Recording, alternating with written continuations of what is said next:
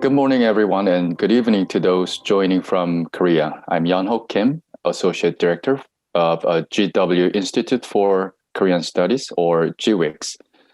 Thank you for joining our second North Korea Economic Forum annual conference, co-hosted by GWIX and the KDI School of Public Policy and Management. And today's session on researching North Korea sources, methods, and pitfalls is the second part of this year's conference. Excuse me. Last week, we had a very successful session on current development trends in North Korea. And I hope you enjoyed yesterday's session on traditional methodology, researching a hard target. And today's session is on cutting edge, researching a hard target. Both sessions are addressing the very important topic of methodologies of North Korea studies. And let me introduce today's moderator, Dr. John Park. John is director of the Korea project at the Harvard Kennedy School's Belfer Center. He's also an associate faculty member of Harvard University's Korea Institute, faculty member of the Harvard Committee on Regional Studies East Asia, and a faculty affiliate with the Harvard Project on Managing the Atom. With that, let me turn it over to John. Thanks very much, Yeon-ho. It's great to have you all join us today. It's my distinct pleasure to moderate this panel where the big focus is on tradecraft. Great sessions yesterday and the week before, and zeroing in on this part of tradecraft, looking at the aspect of cutting edge. There are technology tools that have enabled our speakers and discussants to do some fantastic research, groundbreaking research in this area. But really, it's the focus on the tradecraft individual, the human factor, as it were. And for the lineup today, our speakers, we first have Neil Watts, who is a former member of the UN Panel of Experts for North Korea. Then we have Andrea Milescu, who is someone from the State Department who's worked on these type of issues in a way that I think you get the inside practitioner experience as well. And then finally, on the speaker roster, we have David Asher, who is currently a senior fellow at the Hudson Institute, but long working on these issues within the US government. I'll quickly give an overview of the discussants. We also have Hamish McDonald, who is an associate fellow at the Royal United Services Institute. He'll be serving as a discussant for Neil's paper. Then we have Jason Arterburn, who is the program director of counterproliferation cell, I should say, at C4ADS. And he'll be serving as discussant to Andrea's paper. And then finally, we'll have Marcus Garlaskis, who's a non-resident senior fellow at the Atlantic Council, and most recently, the senior intelligence officer for North Korea, who'll serve as discussant for David Asher's paper. So with that, let us start with Neil. Thank you very much. And each speaker will have 15 minutes, and then we'll go through all of the speakers and go through the discussant roster. Thanks very much. Over to you, Neil. Thank you, John. Good morning to all participants, and thank you to the George Washington University Institute for Korean Studies for the opportunity to address you. I believe this conference is very timely. The United Nations has celebrated its 75th anniversary this year, and North Korea has been at the forefront of the international body's efforts to mitigate threats to the global peace and security since the Korean War. North Korea, barely 3 days ago, at its spectacular 10 October military parade, also celebrated the 75th anniversary of the ruling Korean Workers' Party. As you're all aware, the UN Security Council imposed substantive sanctions on North Korea as a result of concerns over its nuclear weapons program, and substantively after its first nuclear test in 2006. This, the most comprehensive sanctions regime in the UN's history, is monitored by a panel of experts in support of the 1718 committee established to oversee the sanctions. The panel, comprising 8 independent experts, is mandated inter alia to gather, examine, and analyze information from states, relevant UN bodies, and other interested parties regarding the implementation of the sanctions measures, and in particular on incidences of non-compliance. I served on the panel for the maximum allowed 5 years until 2018, during which time I was never permitted to go to the secretive state, nor its immediate neighbors to the north. In fact, North Korea, or the Democratic People's Republic of Korea as it is officially known, does not recognize the existence of the committee, the panel, nor the sanctions regime, and so defiantly rejects its resolutions and reports. Since the panel is based at the UN headquarters in New York, the panel is therefore compelled to fulfill its mandate by looking into Korea and its neighbors from the outside looking in from afar. The discussion that follows unpacks the many ways that the panel, and specifically used by me, was able to look into North Korea in the course of either investigating or monitoring cases involving bad actors in the maritime domain. I also included a few aspects from the latest midterm report. I will briefly cover the panel's methodology and what we found as follows.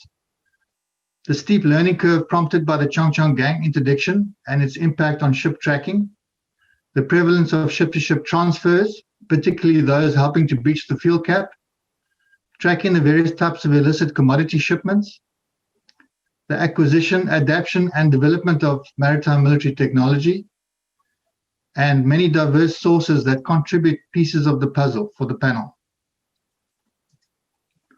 4 days after I joined the panel, the vessel Chongchong Gang was interdicted by Panama.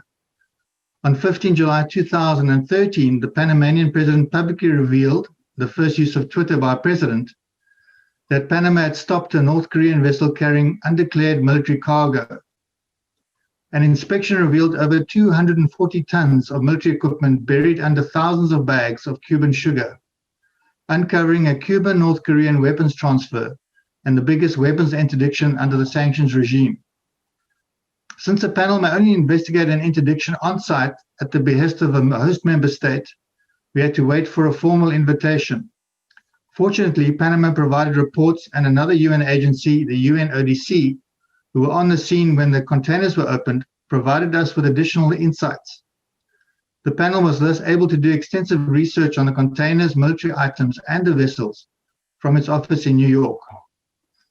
Having no access to company or government records in North Korea, as you would in most countries, the information you get from member states or on-site at incidents, but for a very limited window, is like gold to the panel.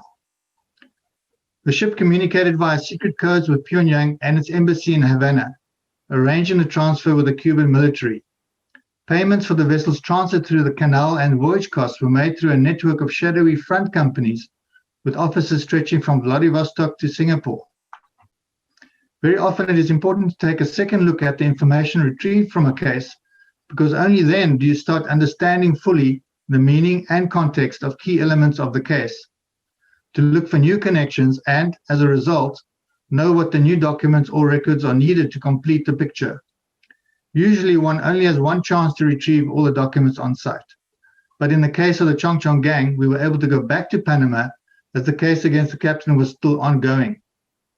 We were able to get more communication records, documents from the prosecutor's files, and a very rare interview with the captain.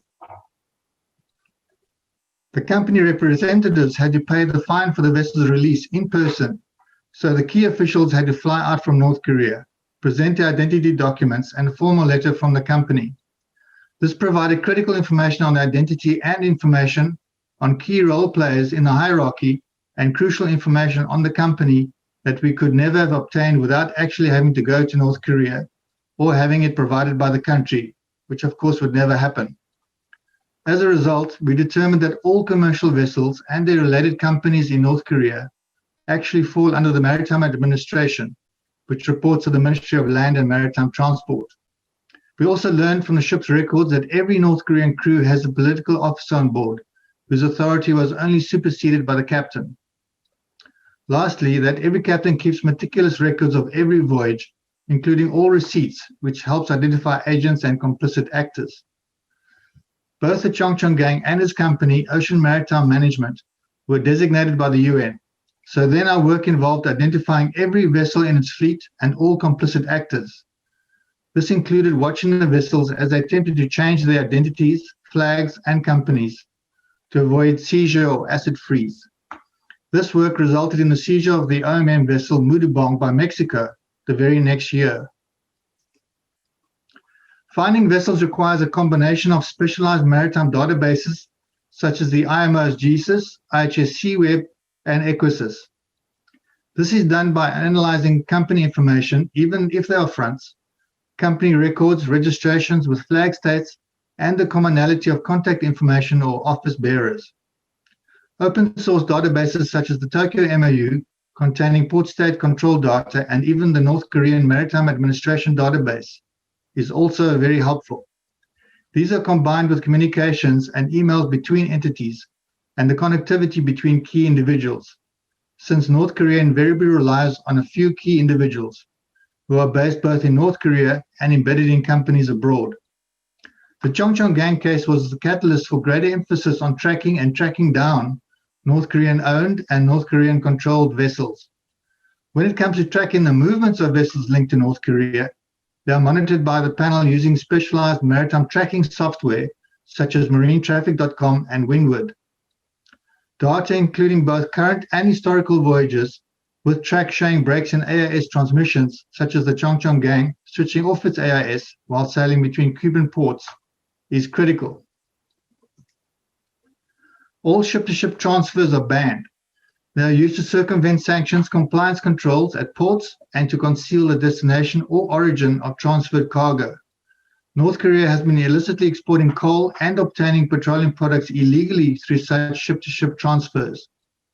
Vessels conducting ship-to-ship transfers with North Korean vessels will typically switch off their automatic identification system, or AIS, to evade detection and mask their movements, which is contrary to IMO regulations governing safety of life at sea. These vessels can disguise themselves through ship identity theft and false AIS transmissions, often transmitting previous flags for as much as 6 months or more. Other methods of evasion include the physical disguise of North Korean tankers, the use of small unregistered vessels, illegal name changing, and other forms of identity fraud, night transfers, and even the use of additional vessels for transshipment on the high seas. Here you can see the vessel Shangyun Bao captured on low-light imaging by surveillance aircraft. Vessels going to Nampo typically switch off their AIS about 60 to 70 miles before entering the West Sea lock gates to make it appear as if they are sailing around the South Korean peninsula. So what you see here is a combination of images taken by surveillance assets, AIS tracking, and satellite images of port facilities. The satellite image on the right shows the fuel terminal at Nampo dedicated to receiving petroleum products from vessels doing illicit ship-to-ship transfers at sea and direct deliveries. There are also underwater pipelines attached to offshore mooring buoys running to the terminal complex to offload fuel from these vessels. It serves as a hub for inland distribution. As you saw in the previous slide, oil and petroleum products are mostly transferred by means of illicit ship-to-ship transfers at sea and direct deliveries. Ever since the imposition of the annual cap of 500,000 barrels for petroleum product transfers to North Korea in 2017, the cap has consistently been exceeded, primarily by means of illicit ship-to-ship transfers. But more recently, this tactic has been supplemented by brazen, direct, undeclared deliveries to the port of Nampo, thereby flouting the export reporting requirements for deliveries to North Korea. Calculations for deliveries made between January and May 2020 reveal nearly 600,000 barrels based on a 33% loading, or over 900,000 barrels at 50%. The panel is tasked with monitoring and reporting to the committee that in turn alerts member states on its website on how close the reported legal transfers are approaching the cap, with a view that deliveries should be scaled back.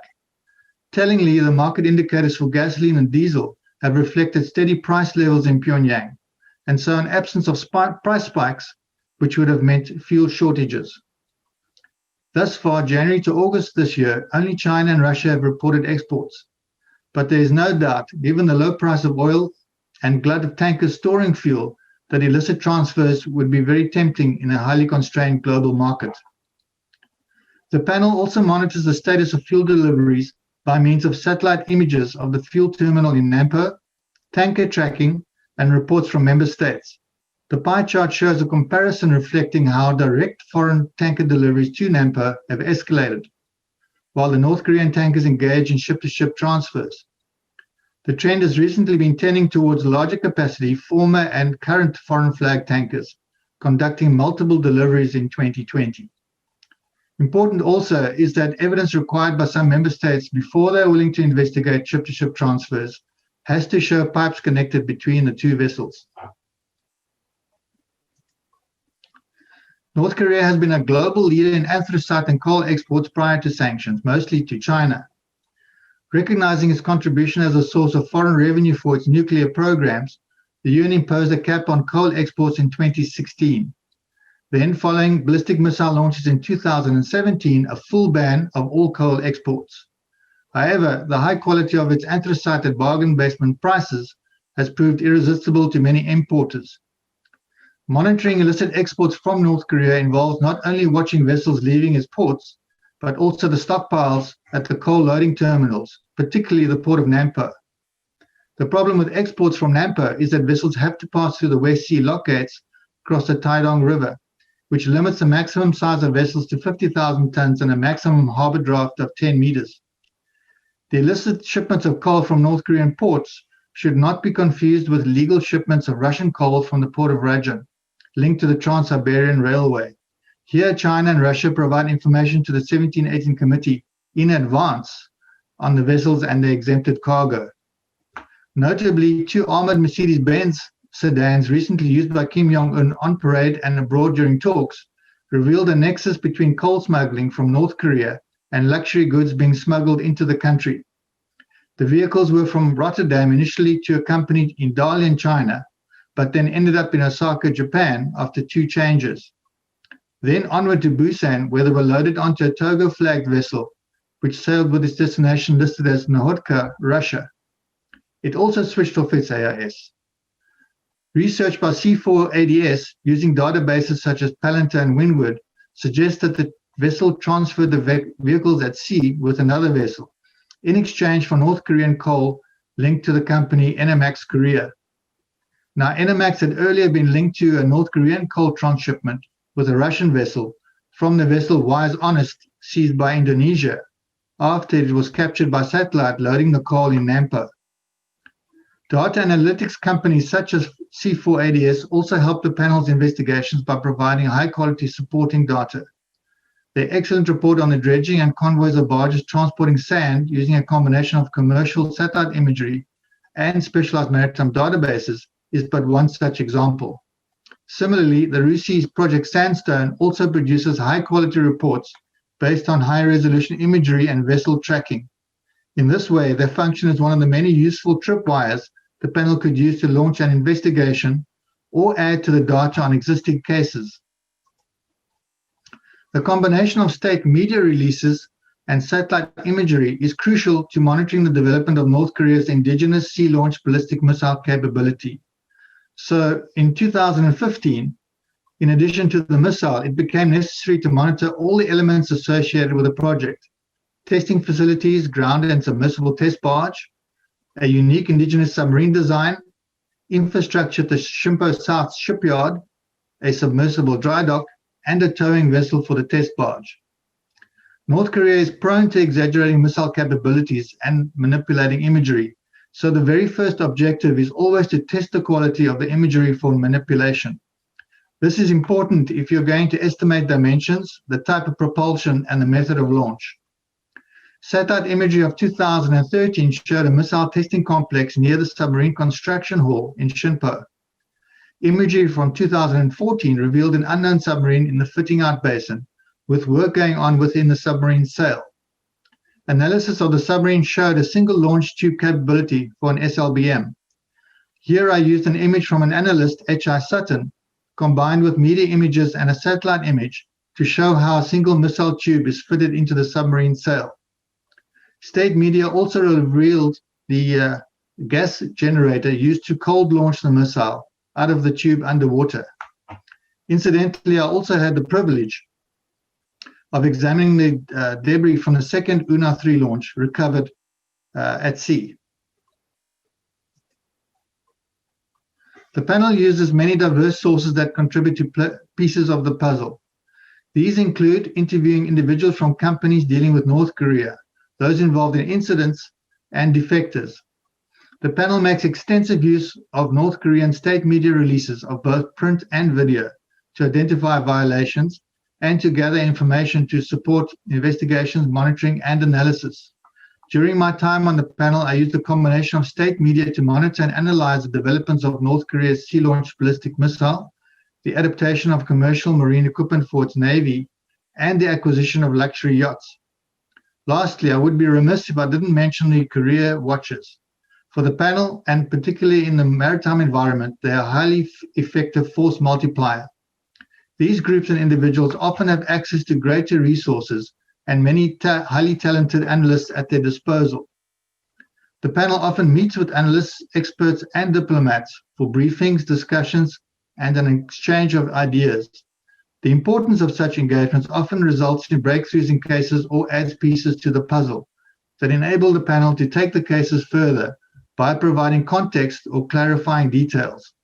The old cliche of a fresh pair of eyes on the puzzle. The inverse is also true. On many occasions, I have seen information taken from the panel's reports and whole new windows opened up on incidents of evasion or deception. My intention was to share some insight into the work of the UN panel of experts for North Korea and how the experts do their research and investigates on what is a highly secretive, inaccessible country faced with the most comprehensive sanctions regime in history. Being denied access and having to work from New York is both difficult and challenging, but it can be done using a combination of technology, data, and the support of cooperating states providing evidence of evasion activities. Looking into the country invariably entails looking outside the country and working to trace the activity back to North Korea, often in multiple steps. The challenge is heightened when North Korea and other complicit actors employ counter strategies and tactics to obfuscate their identity, tracks, and networks to mislead due diligence efforts and their connectivity to North Korea. There is an incredible amount of evasion going on. The old adage, high risk, high gain, is very relevant here, since there is money to be made in sanctions and North Korea sees itself in survival mode. This makes North Korea watching an endless global whack-a-mole cycle. If you are seeking granular detail on the cases, actors, typologies, and deception, I urge you to seek out the reports, as they often read like a spy novel, full of intrigue, twists, and turns. Thank you, John. Thank you very much, Neil. Those are great insights from your work looking at the sanctions evasion in the maritime domain. And just as Neil was saying, I would echo the panel of experts reports. Incredible the amount of detail, the photos, the evidentiary basis of the investigations, a lot of great details in the appendices as well. Thanks again, Neil. Now I'd like to turn over to Andrea, who will be looking at using open source to help banks and regulators do due diligence. And a quick reminder to our audience, please use the Q&A tab to submit your questions. And if you'd like, address your question to a particular member of the panel. Thank you very much. Over to you, Andrea. Thank you, John, and thank you for that warm welcome. First of all, as John mentioned earlier, I have been with the State Department for the last 15 years, and I am currently on sabbatical. So I would like to highlight that any remarks and comments that I mentioned today are all my own personal views and do not necessarily reflect the views of another agency or an organization or their policy. So everything is my views. And as I mentioned, I have been with the government for 15 years, 7 of those years in the intelligence community. And looking at this from the open source is a very different mindset. And it's almost like reverse engineering. And when I'm helping banks and regulators look at open source information, I'd like to talk a little bit about some sources and the pitfalls and how these sources complement one another in terms of you have more official reporting from the UN panel of experts, and then research and articles from a variety of open source material that also highlights and shows relationships with North Korean targets, but also how they identify new targets that aren't necessarily sanctioned or designated, but that activity is still, in the way they process their financing, may still be illicit. So on illicit finance, with regards to the first report, the panel report, the panel reports are obviously a wealth of information and become more robust each year as we go on. The recent report, the 2020 report just released this past August, showed that the illicit finance portion was actually very thin. They only had 2 pages, and it was broken up with foreign workers and also a little bit of a portion on cyber-related activity, which shows that cyber is becoming an important component of North Korea's illicit finance network. Prior reports, the report from the 2019 had about 8 pages, and the report before that, in 2018, the report had about 20 pages, again showing how difficult it is to gather and collect information on North Korea's illicit finance network. The articles and the research from 38 North and K News. I also everything I used was only open source. Nothing was paid, no paid subscription. So everything is out in the open and accessible to anybody who wants to access it. So for C4ADS, RUSI, FireEye obviously focusing on the cyber-related aspect, some of the information in those reports are also highlight individuals and entities that are not necessarily sanctioned, but are linked with targets that are sanctioned. And that's really important for banks to follow and track and read those reports, because even though they are not sanctioned and there is no sanctions enforcement mechanism required, the linkages with those individuals highlight that there is some potential illicit activity taking place. And I will walk you through a little bit the illicit activity of an individual or entity or a transaction that is not necessarily illicit a little later. The reports from the OFAC, the releases on sanctions targets, that actually is very useful because when sanctions are issued by OFAC, the transactions take place over the last several years. So they're recent activity, and it's useful information. We don't get a lot of information from the press releases from Treasury and from the State Department, but it does provide us some insight that the activity has taken place over the last several years. So for instance, the recent sanctions designation in September on the Iranian-related North Korean missile cooperation highlighted two individuals and also a redesignation of a third target, which meant that even the redesignation of the third had to mean that there's recent activity. So it illustrates that there's some illicit activity taking place, and it requires further investigation. With regards to the Department of Justice reports, and there are a couple of indictments that took place this year, one with respect to money laundering activities and another one with respect to cyber activities and North Korean use of Chinese over-the-counter cyber-related actors. So those reports are useful because they help map out networks. And by mapping out networks, it leads us to further linkages and putting packages together. But I also want to walk you through a little bit how the Department of Justice works. And I saw a lot of comments from folks that the wheels of justice turn slowly, that the Department of Justice indictments highlighted activity taking place. So for instance, the money laundering activity took place from 2008 to 2017.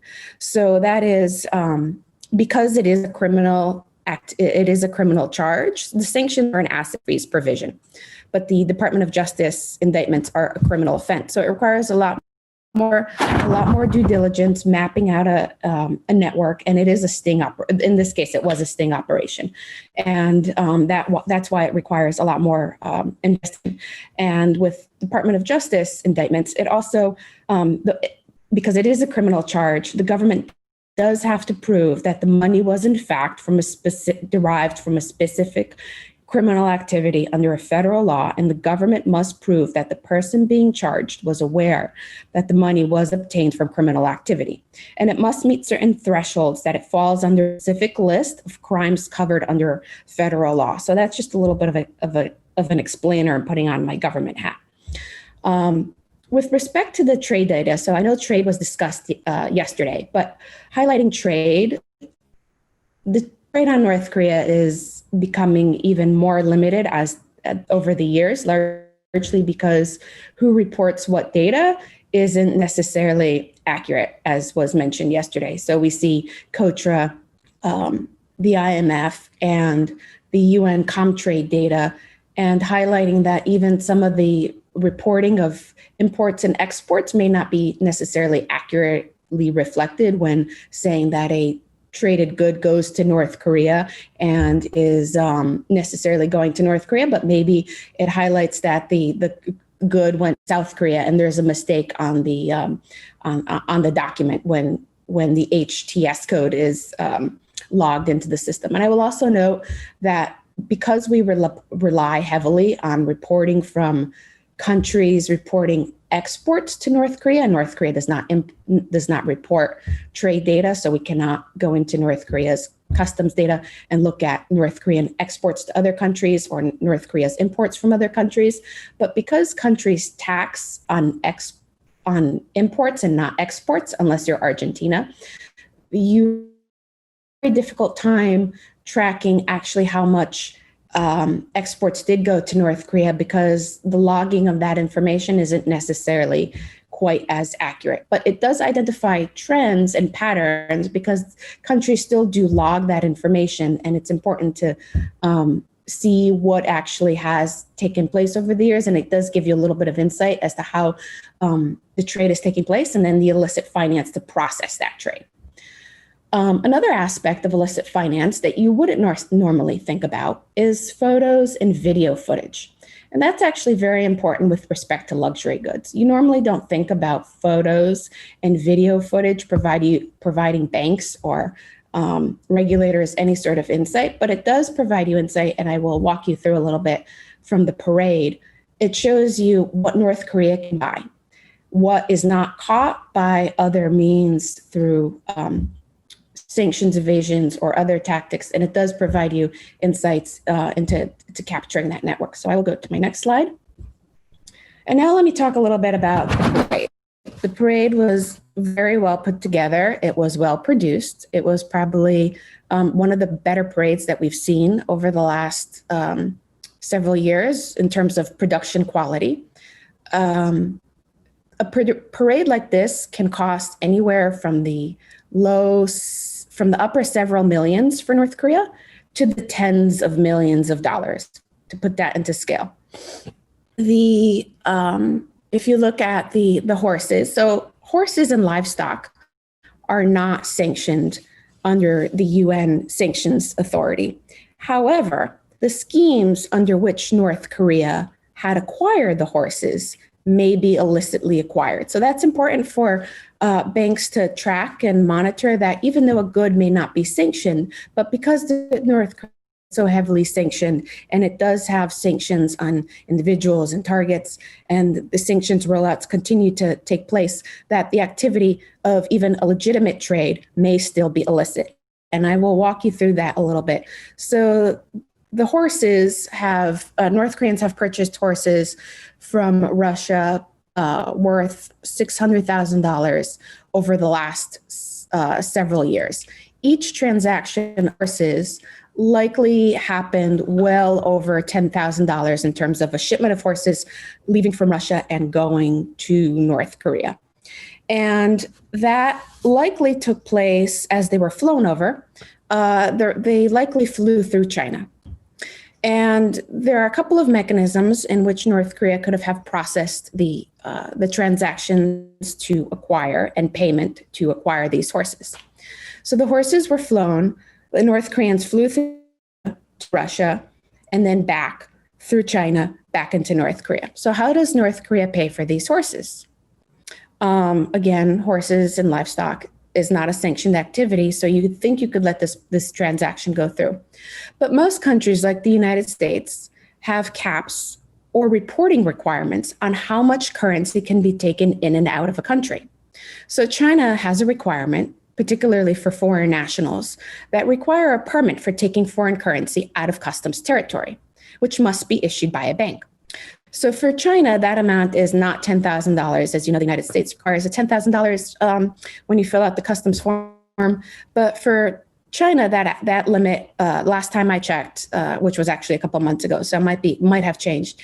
But at the time, it was $5,000 for an individual to, if an individual is carrying that amount of cash. And then that has to be issued by agencies and submitted to the Safe Administration of Foreign Exchange, or SAFE, which means that China could have either turned a blind eye, its enforcement was vulnerable, or North Koreans bribed officials. Another alternative to how North Korea could have paid for those horses is through a wire transfer. And if the wire transfer happened through dollars, which it likely could have happened through dollars, then that would have had to be stopped, even though it is, again, a legitimate good. But because it is a dollar-denominated transaction, if it would have been used by dollars, which likely would have been used by dollars, per UNSCR UN Security Council Resolution 2270, that should have been a trigger. if North Koreans decided to bribe the customs officials, and they managed to figure out a way to go undetected, this means that they paid for the horses in cash. And given knowing North Korea's tactics and methods for cash transaction payments and its ability to counterfeit U.S. currency, it likely did a combination. It laundered cash with currency that it then counterfeited. And as we know, North Korea generates about $25 million annually from counterfeit U.S. currency. So if North Korea then used this technique to launder the cash with the counterfeit, this means that North Korea paid a premium for the transaction to Russia for this service to then purchase the horses. And the horses, as we know, are significant to North Korea, and they provide a symbolic, mythological, cultural aspect. And also it provides us a little bit more insight, not necessarily relevant to banks, but it does provide us a little bit more insight into how North Korea is moving quote unquote goods for luxury related purposes, even though they are not sanctioned or identified as luxury goods or identified as a sanctioned good. So that's important to note. In the bottom left-hand corner, I highlighted the camera. So cameras are luxury goods, and that is a camera. It says in the on the strap, it actually says Canon. I did not do a zoom, but it does say Canon, so it is a Japanese camera. From what I saw from the parade, there were dollies and a lot more advanced filming equipment that we have seen in prior years, which obviously increased the production value that we saw from the parade on Saturday morning. And this is noteworthy. So as a sanctioner, putting on my government hat, and when I'm reading reports from C4ADS or RUSI or even press articles, I know we are very quick to sanction, and we like to sanction, and the horses probably should be considered sanctioned goods. I'm not making that recommendation, but I am highlighting that there are sanctions gaps, and we like to think about what more can we sanction on North Korea, and what other targets are there that we can go after. So, for instance, the cameras are they considered a luxury good? And if you're recommending to sanction cameras and making it harder for North Korea to then film inside of North Korea and put that information on KCTV, that could impact the ability of sanctioneers looking at targets to then and movement, because photos and video footage speaks so much to what's going on into North Korea, and we have such little insight. We want to think about, do we want to sanction that good, or do we not want to stop it from going into North Korea and making it harder for North Korea to acquire equipment that then they could then show to us, to the outside world. So all thoughts to keep in mind when we're making recommendations from the outside and how it would block off our access. In the upper right-hand corner, I show I highlighted the flat screen TVs, ginormous flat screen TVs, likely purchased in the region, could be from Japan, Korea, or China, that I couldn't identify. But that is also a luxury good, and something worth noting, that North Koreans do have access to a lot of goods, and they do make a lot of purchases, and something to continue to watch. With Kim Jong-un, putting on my government hat a little bit here, he is in a well-tailored Western suit, or in a well-tailored suit. And it looks like he could it's a new suit. It could have been tailored either in Singapore or Hanoi when he was there. And I heard that he was also sporting a JWC Portofino watch, which is around $11,000, which how many bowls of rice does that buy? Certainly not no small change. And then I would like to draw your attention to money laundering schemes. So I'm using reports here, illustrations from C4ADS, very good illustrations. And the illustration on your right from 2017 highlights what kind of information was put together using open source data by C4ADS and how they collected that information, highlighting the illicit networks, the shell companies of shell companies prior to the Department of Justice indictment.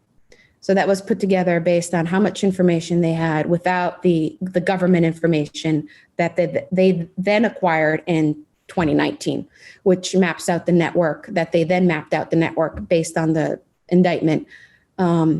Obviously, the reporting value has been greater with the Department of Justice network, but the document on the right, the illustration on the right, highlights still that there's still shell companies being used and how they're being used.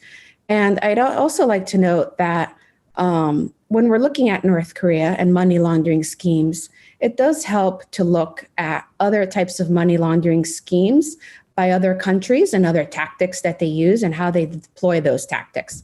So in drug operations, money laundering schemes, you tend to have a very heavily cash-derived involvement as well.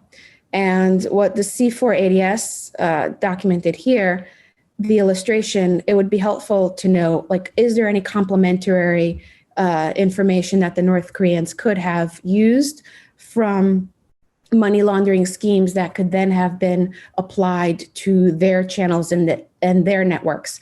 Because in cyber theft related activities that the North Koreans have hack into accounts, and they then pull out the money, and the money is in order for them to bring it back to North Korea and laundering it back into the system. With this case, we saw that North Korea laundered it into gambling related activities.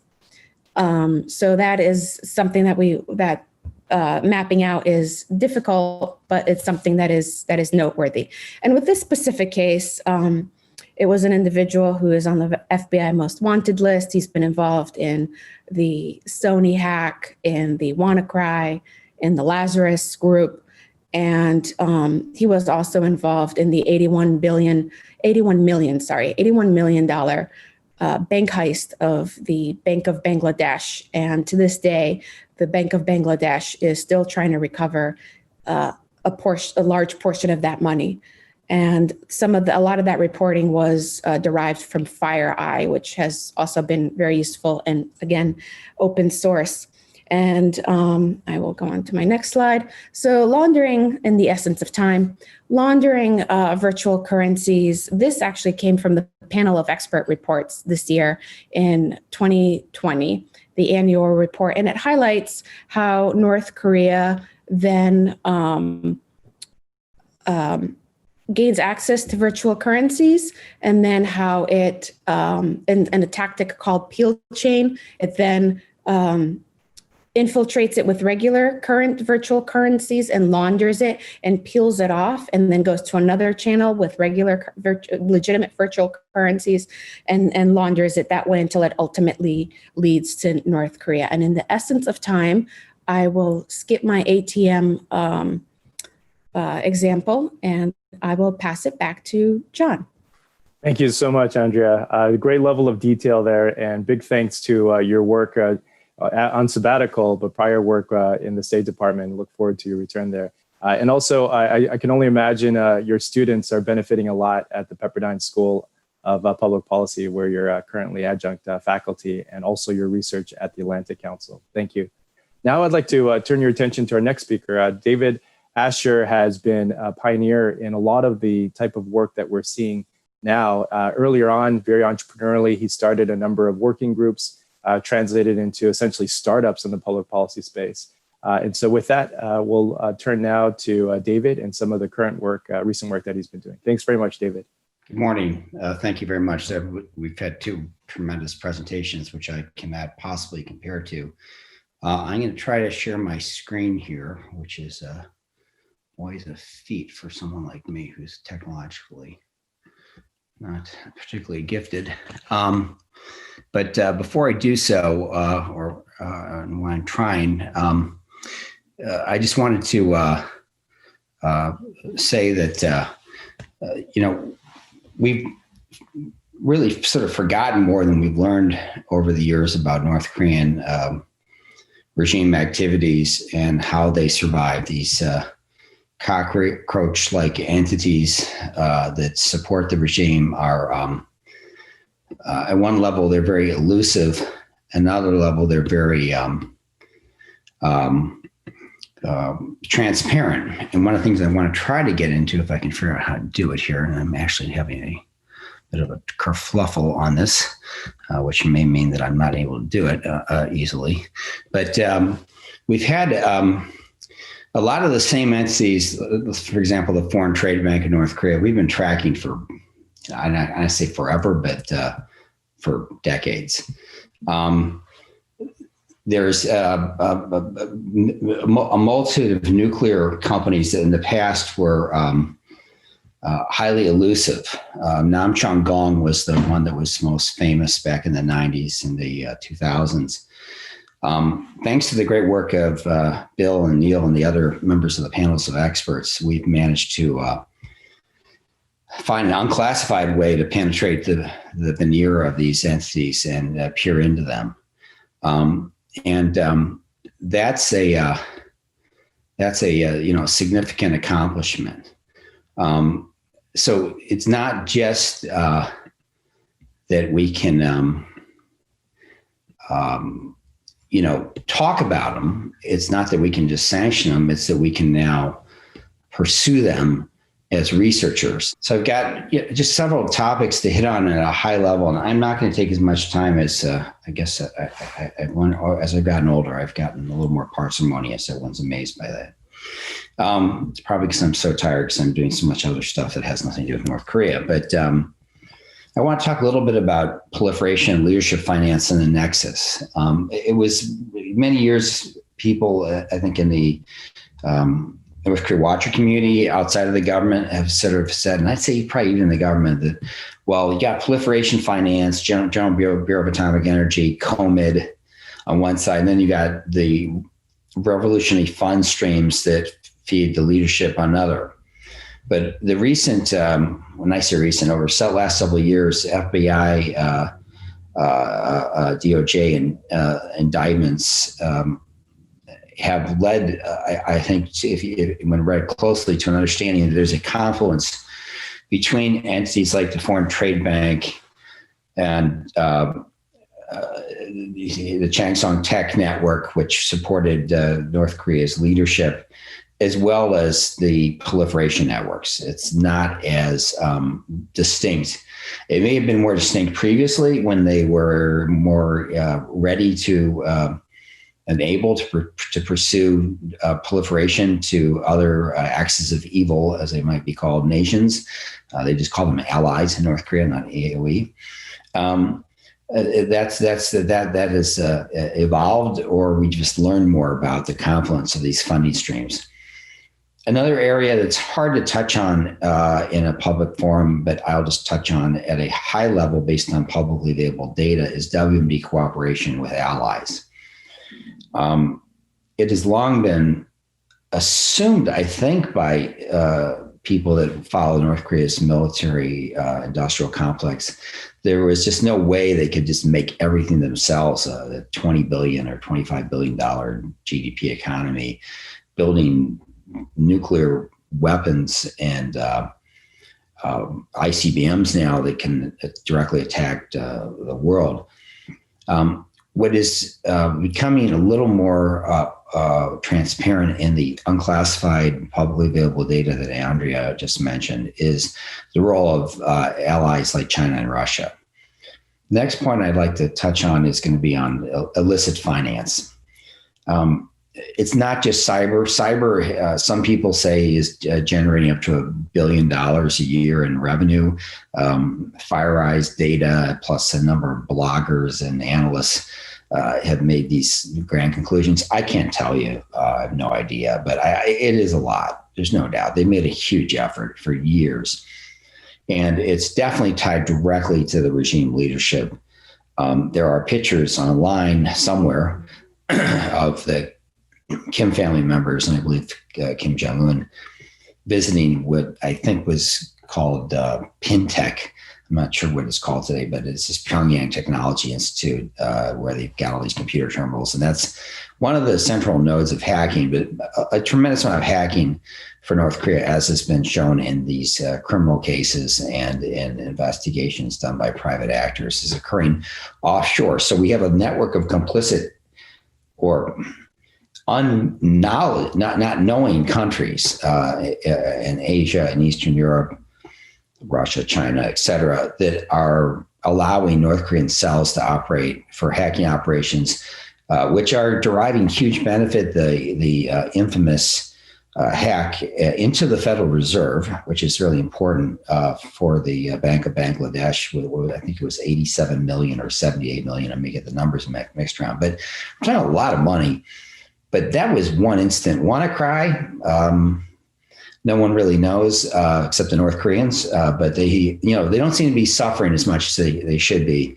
And they're driving a lot from there. But I want to bring back the ghost of Christmas past, which is drug trafficking, and share some information that I was derived through an unclassified Drug Enforcement Administration investigation that I helped advise on into a guy named Paul LaRue. So I'll get into that and how it tied into North Korean drug trafficking into the United States as recently as 2013, 2014. And then I just want to talk about max pressure. And I'll keep going here and move through these slides if I can get my slide projection going. So first thing is just to say that, the Trump administration, say what you like about it, it's been a very initially pursued a true maximum pressure, at least attitudinal strategy toward North Korea. And one of the interesting elements is they did bring back law enforcement, which made me and I think Bill Newcomb happy. And they started to pursue not just through sanctions, and there are many slides I could have produced on sanctions, but those are better known. But the Dandong Jikching Belmer Chengtai Mingjing money laundering network. People say, what the heck is that? Well, basically it was Changsong Tech. His network, it was set up in China with Chinese and Russia, I should say, assistance.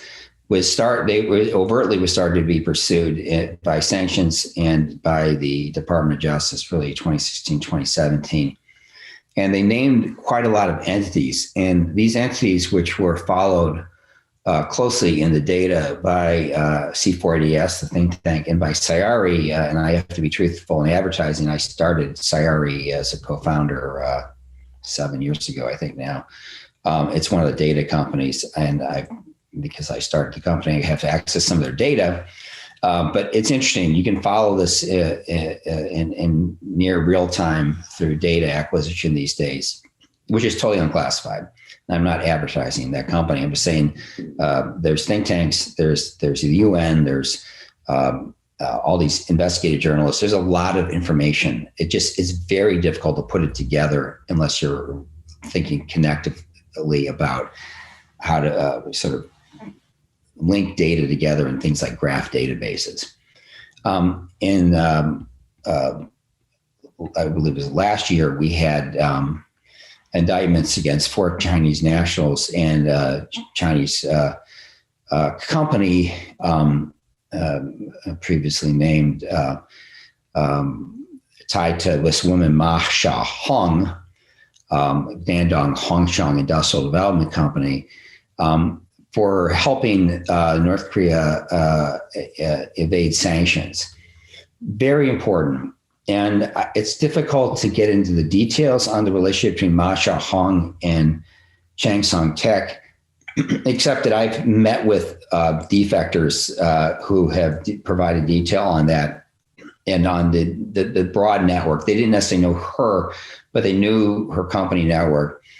And this is all done, personally, not as a government official or consultant. The interesting thing is it's out there. So they're running a huge amount of money through China. So as was mentioned yesterday, Bill Brown, who's one of my friends and sort of hero as an economist for documenting the trade relationships, as is Steph Haggard, who's done great stuff.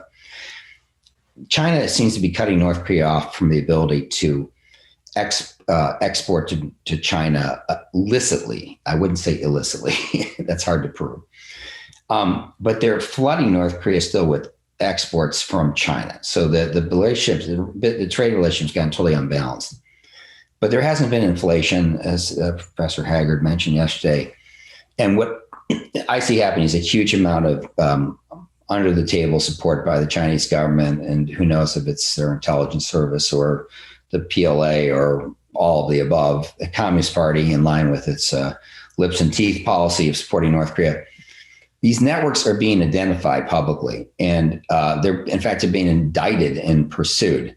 The problem is, how does the Department of Justice pursue a foreign country in a network in a foreign land? So it's great that DOJ is doing these investigations. It's great that they're being sanctioned. The impact on them is less apparent, and I'll get to that next. Here. So here's the news story on the North Korean sanctions.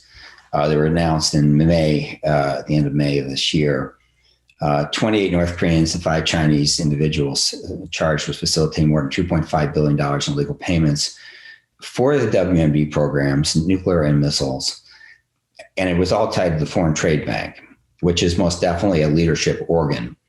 And really, it is the key bank for North Korea, beside Tanshan, but it's the government's bank. So there's no doubt this is the North Korean government. But what's important is that the North Korean government is working with the Chinese government. I want to call out a quick point from Josh Stanton, and I'm not going to belabor it. But as he said, this adds already to the overwhelming evidence that China's government is willfully assisting Kim Jong-un in his violations of North Korea's sanctions.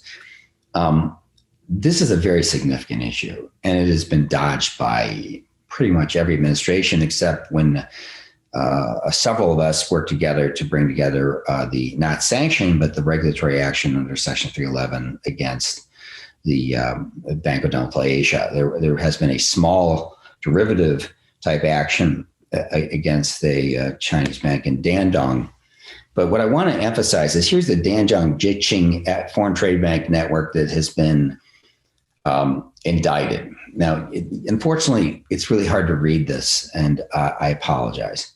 That is an indicted element. Let me see if I can find another one. That's an indicted element. That's an indicted element. This is all in the last 24 hours of data from SARI. That's an indicted element. These are all companies in this network. The rest of these elements in yellow are not indicted. They're not sanctioned. They are not pursued. This network is a hydra-headed, ever-glowing, glutinous sort of sphere. It's like a octopus. It just sort of wiggles out from under rocks and things and just reforms. Just because you sanction someone, just because you indict someone, doesn't mean you stop them. Stopping an entity, which I've been involved with several times in my career in a network, is very difficult. These networks are evolving, and when they get sanctioned, they just change their name. They move down the street, or they don't even do that. Here's a capture of Mao Xiaohong's Dandong Hongshan network, which is, again, the Chang network, we'll call it. The ones with these little red exclamation points are sanctioned. The others are not. Mao Xiaohong has a brother, and I think the 2 brothers. I don't want to implicate anybody publicly, but their names are on here. But most of these entities, and I couldn't bloom them out because you couldn't visualize it.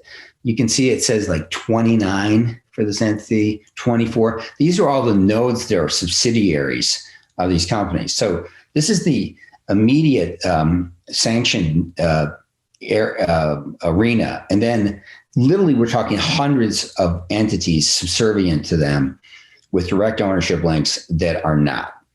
That is a problem. You're not going to stop anyone, even with sanctions, if you're playing whack-a-mole and you're not hitting them with derivative sanctions. And then I just expanded that network out just to give you a view. And it's too large to put on a screen, even though you can't even read this. The point is, it's just huge, okay? And it doesn't mean the North Koreans are invincible. It doesn't mean they're huge. But what we need is a sanctions verification and compliance effort that is equivalent to what we do in arms control with nuclear weapons treaties and things. We've got to get ahead of it. And the data does allow us. Quickly, North Korea, China, WMD cooperation. We've all been looking at this TEL, the most amazing TEL I've ever seen in my life. And I've been following nuclear weapons for quite a few decades now.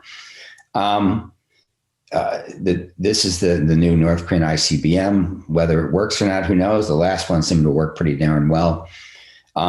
It poses a massive threat to the United States. Could this have been built by North Korea on its own? I don't know. What's important is that as of 2017 in May, the Wall Street Journal published an article that derived from work that Sayari and C4 ADS had done, I believe, related to a nexus of companies in China called LIMAC. LIMAC is the owner of Baoyan State Nuclear Company. That is a company that's been publicly implicated for involvement in Chinese naval nuclear weapons. What's interesting about this missile to me is the solid fuel technology, which has been present for now a couple of years. The fact that LIMAC has a joint venture in Pyongyang with Ryongbang, which is a North Korean company, a trading company tied to leadership implicated in WMD cooperation and nuclear, to me is not a coincidence. It's of significance. So I'm just going to conclude with one last just personal thing. I spent many years, as some people know, working with law enforcement. It's sort of a fun way to have an impact on bad guys around the world and women. We arrested several very important female drug traffickers. That's everybody's involved in this. They're business people. One of them was a guy named Paul LaRue. Paul LaRue was the potential architect of blockchain technology. He's been alleged in Wired magazine for that. I can't comment. He was recently indicted and sentenced for couple decades plus for drug trafficking, money laundering, murder of multiple American citizens, and the largest internet pharma scheme in history. But with his escaped detention is his involvement with North Korean meth trafficking into the United States as of 2013, 2014, maybe 2012 as well. That case remains under examined. It's public. These indictments are public. He had 10 tons of North Korean meth as of 2013 parked over in the Philippines. One shipment was intercepted before it could make its way into the United States. I don't blame the Filipinos. They were our friends on this, so we thank them very much. It's just that we've got massive mega criminals around the world working, in this case, with a Chinese triad. Very well known one, which I probably should mention, but they're moving, in this case, 10 tons, I think about $200 million worth of methamphetamine to one single country. It apparently was just a scratch of what they were doing. North Korea could be earning hundreds of millions of dollars per year from drug trafficking still, and nobody seems to know about it. So what I want to conclude, final slide, maximum pressure. What is it? It really is an across-the-board, multi-level, interagency and international effort to go after North Korea's access to money and the modalities to generate it. And that can be licit and illicit trade, and it can be through a variety of different means. We are great in Washington, as Secretary Powell used to remark to us, at expressing indignation. We sanction people. We talk about things. We derive great benefit personally from saying we've done something incredible. And I'm proud of Banco Delta, but I can tell you we didn't stop the North Koreans. We need to stop this country from doing what it's doing. And it's going to require a campaign, not a series of battles. It's going to require a process that's going to put tremendous costs upon this regime and ultimately choke off its ability to survive unless it tries to become part of the global community. And on that note, I will end. Thank you. Thanks very much, David. This incredible use of the unclassified commercial data in your work there. And again, the nod to David's earlier work, it's fascinating with Operation Smoking Dragon and Royal Charm. I mean, it's incredible, the earlier work with law enforcement as well. Thanks again, David. Now we're going to switch over to the discussant part of the panel here. And just a reminder to continue submitting questions to the Q&A tab at the bottom here. We have, as our first discussant, who will be serving as discussant on Neil's presentation, Hamish McDonald. And Hamish will be talking about the very innovative work that RUSI has been doing called Project Sandstone. So I'll turn it over to you, Hamish. Thank you. Thanks very much. And of course, thank you to everybody who organized this event and to the panelists for their presentations. They were hugely fascinating. And that's the same goes for yesterday. I tuned in and there was some great discussions there as well with a lot of overlapping content. So I'm going to take a leaf out of the book yesterday and maybe discuss a little bit about Neil's presentation, some of the observations that I've had working with Project Sandstone on the maritime sector, and then a wrap up there. I think it's always fantastic to hear from members of the UN panel, perhaps especially once they've exited their service and they're no longer under some of the more political constraints. And I would second what a couple of others had said in terms of urging people to read the panel reports. They are incredibly fascinating. So not just the insights on the Chong Chong gang, as Neil discussed, providing information that we would otherwise not be able to get through open sources. They provide little insights, as Neil mentioned, the political officers being placed on board North Korean vessels just shows the degree to which they prioritize political control, even out in the middle of the ocean, or perhaps especially because these vessels and the people on board are doing quite high risk activity. And Neil also mentioned the Unha 3, and that's a great case study on how crafty North Korea is in being able to obtain goods used in their nuclear and ballistic missile program. The Unha 3 rocket contained a variety of different parts that they were able to bring up from the bottom of the ocean, and they included a lot of over-the-counter or commercially available goods. So that's a very difficult thing to counter and to stop. And when it comes to countering and stopping activity, I think the maritime sector is, it's indicative of the whack-a-mole game or indicative of that cat and mouse game. And it's certainly a hard target, and increasingly so. And that's because it is an extremely important sector. North Korea, as we've seen, import and export weapons or arms-related goods via its maritime fleet. Not just the Chong Chong gang, but another recent case that involved the Jishun, an interdiction in Egypt, which had tens of thousands of rounds of RPG ammunition. They also use their maritime fleet for their most lucrative exports, so things like coal, iron ore, zinc, many of which are under United Nations Security Council resolution bans. It's not just the revenue generation that's of issue. Coal, for instance, is one of the main resources tied to funding the nuclear and ballistic missile program.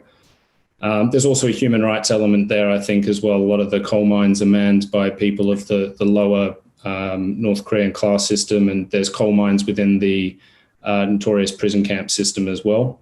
And then, of course, from a strategic point of view for North Korea, they import a lot of their oil products by sea, which are also under a cap.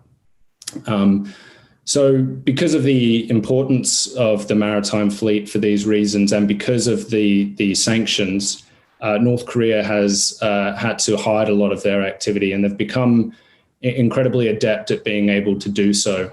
So it's been very challenging for researchers to adapt along with them. And the panel of experts reports are certainly fantastic in covering the array of different methods that North Korea's maritime fleet now employ to be able to get away with these activities. And Neil mentioned a few of them, and they're now sort of par for the course. So ships broadcasting false AIS data or not broadcasting at all.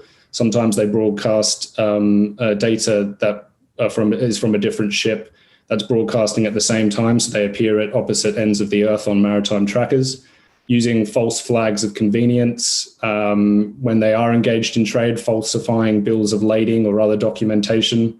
Behind these vessels are very complex corporate structures with front companies, that are largely based in jurisdictions that are ripe for exploitation or that lack transparency. Quite often the ships will go on long circuitous routes. So rather than delivering from point A to point B, there'll be a few other letters in between before and a few weeks before they deliver their goods. Sometimes they transship those goods, drop it off at a port, have another ship come and pick it up and take it elsewhere. And that adds another link in the chain that's difficult to follow. And Neil mentioned a novel way that they hide as well, which is by, altering the physical nature of the ship. So sometimes they alter the top of them, sometimes they paint them. We saw that with a recent case with the UN-sanctioned New Regent conducting ship-to-ship transfers. They painted the name of a different ship on the side of the hull.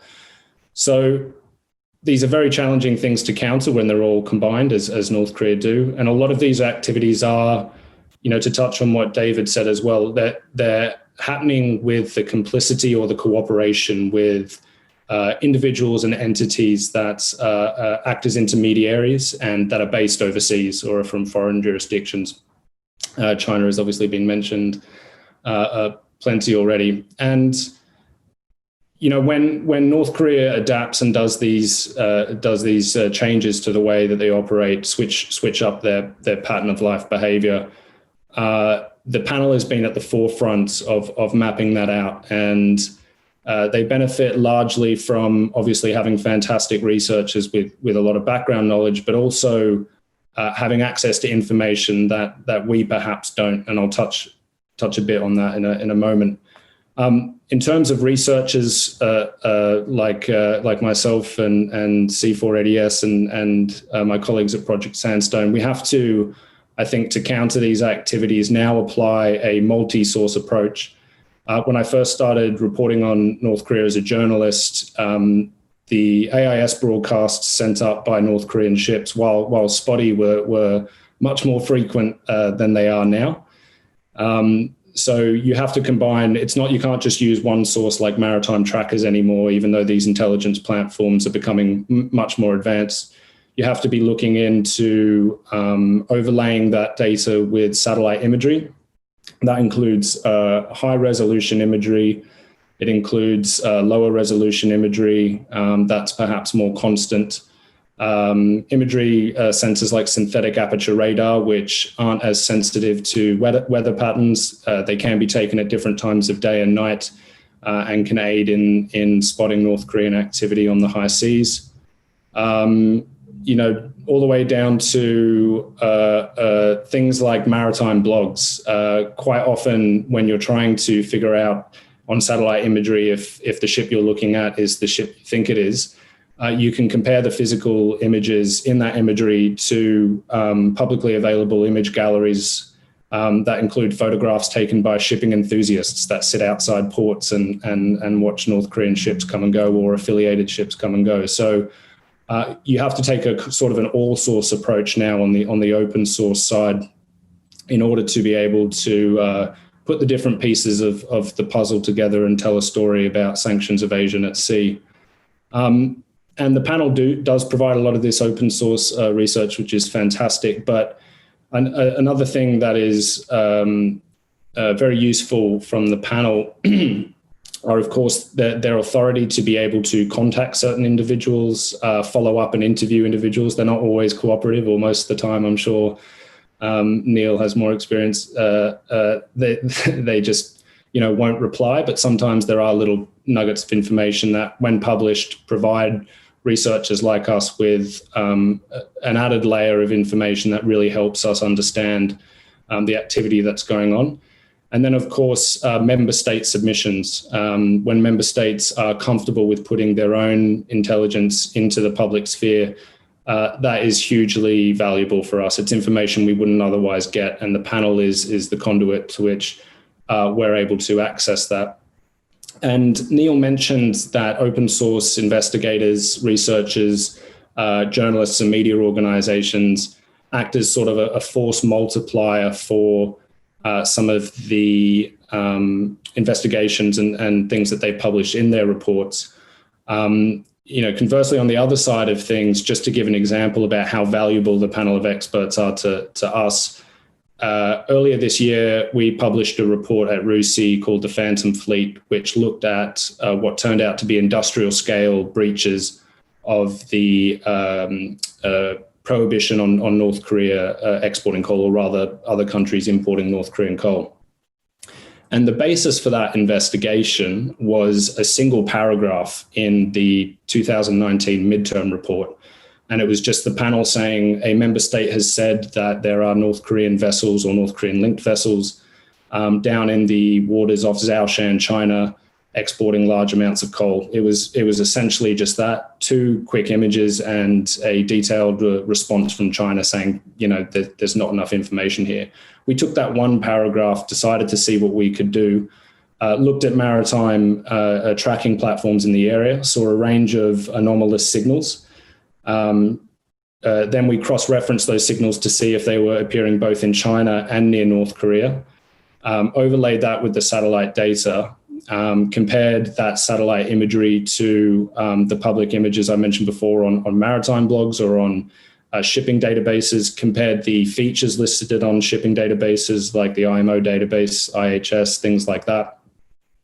And we were able to identify at least 30 North Korean or North Korean linked vessels conducting over 175 different trips between the coal terminals in Nampo to the waters off Zhoushan, China. As far as I can recall, there was no public mention of these ships being in Zhoushan prior to the panel reporting this. And even though it was a single paragraph, it provided us with a lead that we perhaps otherwise never would have had. So while we can act as force multipliers and use all these techniques, the panel reports and investigations by individuals like Neil when serving a huge catalyst for our own understanding and the public's understanding of some of these activities that are going on. I think I may have run out of time a little bit, so I'll hand back over to John, but thanks very much. Thanks very much, Hamish, for your discussion remarks there. Next, we have Jason, who will be serving as discussant for Andrea's presentation. Jason, over to you. Thanks, John. I'm going to use some slides to make sure that I stay within the 10 minutes allotted to me. All right, well, thank you so much, everyone, for inviting me to participate in this presentation. As John mentioned, I'll be responding to Andrea's comment, and I've got about 10 minutes. What I thought might be useful for me to do is to expand upon Andrea's great overview of some of the open source data sets that are useful and available for this type of research. But then to sort of reflect on what we hear from a lot of our partners at financial institutions and banks when we describe some of the compliance challenges that they face and make a pitch to use some of these available data sets in a more robust fashion.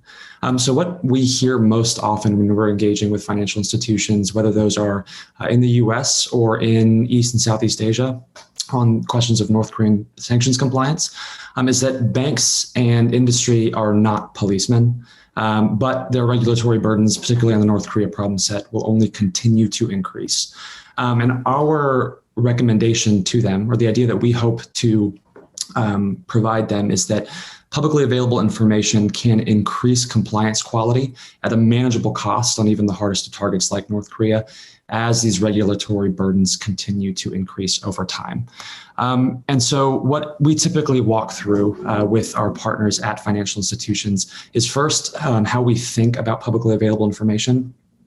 Second, what we know it can tell us from our own work using publicly available information to investigate some of the most sort of sensitive North Korean sanctions compliance issues. And then finally, why we think it's very important that publicly available information be taken seriously as a means to enforce the spirit of nonproliferation, export control regimes, and sanctions programs against North Korea. And so I'd like to do that today, insofar as it might be instructive for others thinking about these data sources and this tradecraft as it applies to the North Korea problem set. So first, a brief introduction to who I am and who our organization is. C4ADS, the Center for Advanced Defense Studies, is a nonpartisan nonprofit based here in Washington, D.C. that uses emerging technologies and publicly available information to map, track, and disrupt illicit transnational networks. And we do that by bringing together people who speak a variety of critical languages and are comfortable foraging for high-value data in their jurisdictions and regions of specialty, and then using technology platforms to bring that data together in a way that is actionable for analysis, as measured by the impact that we can achieve through collaboration with partners in government and industry around the world. And our work is predicated on a few key assumptions or sort of ideas about not only the data environment, but also how threats operate in the international landscape today. And the first is that in order for illicit actors like North Korea to have an illicit capacity to evade sanctions or procure nuclear technology, they must also have a licit capacity, which is to say that they have the means to engage in the legal systems of trade, finance, transportation, and communication. And as they engage in these local systems and comply with local regulations that facilitate things like registering a business or shipping a good from port to port, they leave behind a data trail that is increasingly digitized, and with the right technological tools and awareness of where that data can be found, we have an opportunity to put together evidentiary reporting and packets that can provide judicially admissible evidence of this sanctionable activity and support some of these compliance efforts, whether it's with a government partner or a civil regulator at a financial institution. So when I say publicly available information, I mean a variety of things. I think we've heard from a number of our speakers today that this data environment is quite broad. But for us, there are really three key buckets that I think are most useful in capturing the vast majority of these types of data sets.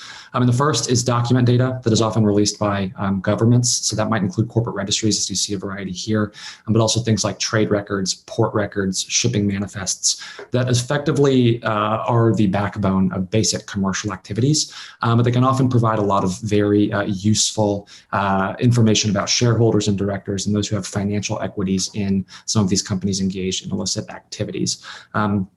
The second publicly available data source, I think, is maybe starting to move beyond what traditionally is understood to be in this domain, is sensor data. And we've seen great examples of very robust use of AIS vessel position data that I think is the North Korea community in particular is quite familiar with, that is accessible via commercial providers like Windward or Marine Traffic, but also things like flight tracking data. Airplanes provide the same type of thing. And while there are also commercial providers, sometimes these capabilities aren't as robust, at least as they stand in the commercial environment today. And we at C4IDS seek to develop our own capabilities to capture it and use it for sanctions investigations in the North Korea problem space. And finally, a very relevant data set or type of data is field data that we collect through partners by collaborating with partners, whether that's not only government and industry partners, but also those at nonprofits. So here are just some examples of things like victim affidavits that NGOs who care about doing forced labor advocacy may have that provide very robust information about people and companies involved in human trafficking or forced labor issues, which North Korea also is. But things also like ammunition head stamps across the African continent by those working in counter wildlife poaching that provide very actionable evidence on things like small arms, light weapons, trafficking networks, and also illicit wildlife trading networks. And if you know sort of the breadth of North Korea's illicit revenue generation activities, you know these are not tangential topics. These are areas that have escaped a lot of investigation from the community, in part because they're very difficult to pull those threads, given how complex some of these problem sets are.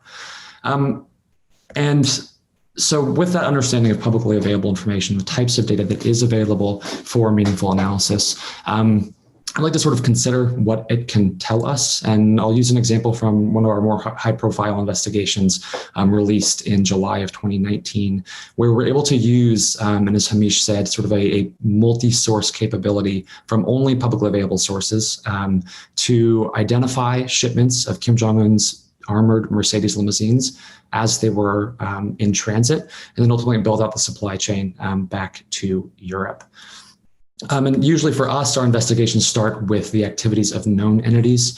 So in this case, we were monitoring a vessel that had appeared in previous UN panel of experts reports for its associations to Hiroshi Kasatsugu, OMM, and a few of the other legacy overseas sanctions evasion networks that you've heard today in various presentations. And based on AIS data, so the sensor data, vessel position data, we noticed that it had called at port in South Korea and then begun an illicit or potentially illicit voyage heading up towards North Korea in a typology that is known for being high risk for North Korean sanctions evasion. Because it called at port in South Korea, we were interested to know more, and we were able to locate port records that indicated it was carrying 2 armored limousines valued at more than $500,000 each. So given this legacy connection to a known North Korean sanctions evasion network and the high value of the cargo, we immediately began to monitor this in real time and build as much with publicly available data sets as we could to unfurl this supply chain. A few months later, we saw reporting in NK News that Kim Jong-un appeared in this exact model of Mercedes for the first time in his way to a state event, which for us was a big indicator that maybe there was something more to this story. And by putting together things like port records, corporate registry documents, shipping manifests, and trade records, we were able to build this supply chain back to Europe and through a number of ports in East Asia with an ultimate suspected diversion to Pyongyang.